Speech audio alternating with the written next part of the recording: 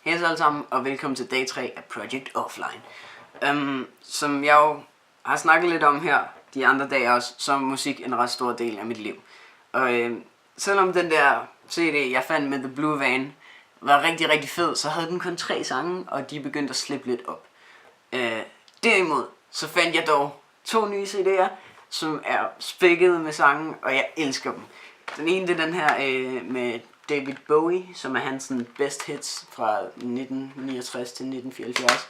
Og den anden er ham er Prince Ultimate Album. Det er 2 af mine mors favoritter. Hun fandt den frem til mig, og det var bare mega fedt. Altså endnu en gang så har jeg snakket lidt mere med min mor, og hun har vist mig noget af sin musik, og det er dejligt for mig. Så vil jeg snakke lidt om sociale medier.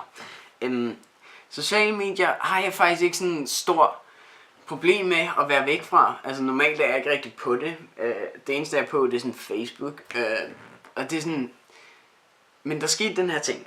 Så i dag, der lavede jeg et spørgeskema til hele den her uge. Og så da jeg skulle ind, så blev jeg nødt til at lægge den ud på Facebook, fordi det skulle være sådan et online spørgeskema. Og så skete der det, at jeg opdagede, at jeg havde 10 notifikationer og 2 beskeder på Facebook. Og god, det var rigtig svært at holde sig fra, må jeg indrømme, fordi jeg er vant til, at trykker bare på dem, så tjekker jeg dem alle sammen.